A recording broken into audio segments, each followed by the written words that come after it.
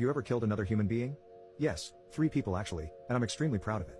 This dates back to January 2006. We were a family of 4. Since my father was working in railways and my mother in a government school as a principal, we used to live in government quarters. I spent 15 years of my life in the same 2-bedroom hall flat. Eventually, with 4 of 4 people earning in our family, we decided to purchase a house with land. When we had moved, the first thing my parents started was to meet and greet neighbors. Not later, things started to go south. We started facing a lot of hostility from our neighbors. 4 houses to our left and 5 to our right were occupied by Muslims.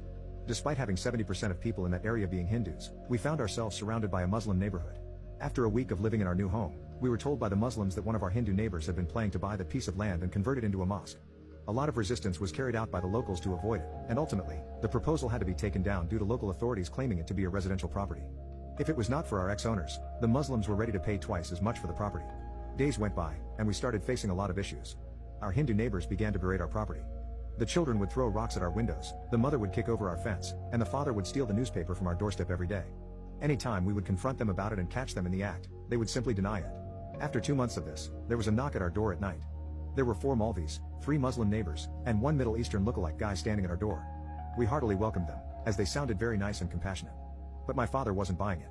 While we tried to entertain them, my father secretly called my uncle who lived nearby to come to the house immediately. My mother was scared. The team of Malvis were straightforward. They offered us to vacate the house within 1 month, and that they would pay us 30 lakhs for the move. My father, being the stubborn man he is, instantly denied the offer. Within 15 minutes of arguing, they raised the price to 32 lakhs and threatened us. If we didn't vacate in the next 45 days, we will have to face serious consequences. My father did not pay heed to it, and the very next moment, he called the police. With immense anger, all of them left. My uncle was a senior inspector with another police station. He smelled the threat and handed over a licensed pistol to my dad in case of any severe consequences. America for you. The month passed, and I immediately realized that they weren't joking about the threat. I heard a loud scream from the hall on the ground floor. My hands and legs started shaking. I rushed to the stairs, when I saw a horrific scene which still haunts me to this day. There were 3 strangers in my hall. My father was lying unconscious on the ground, and blood was coming out of his forehead. My mother was tied to the leg of the sofa, and my sister's nightgown was being torn apart. 2 of them were holding her hands and the third was taking advantage of her. I could have rushed down to help her, but I chose not to. I knew where the gun was kept. I went to my father's room, opened his drawer and took the gun out. It was a revolver. I filled it with bullets, loaded it and hid myself near the stairs. I could hear my sister screaming. I aimed at the right guy in the chest. The bullet went point blank, and he was dead. That created a ruckus which the other 2 couldn't gather in such a short time.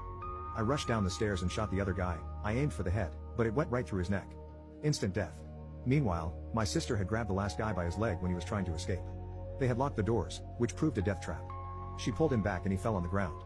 I was standing right above him with a loaded gun. He was screaming for mercy. I shot him in his leg. It made him inactive. He couldn't move. He laid there on the floor, too weak to move his head. He was pleading for mercy. The shot of the firearm woke up my dad. Before I took the shot, I realized that I was not the one that should take it. My sister needed to. I gave the gun to my sister and asked her to shoot at his genitals. She did not hesitate. I still remember her eyes.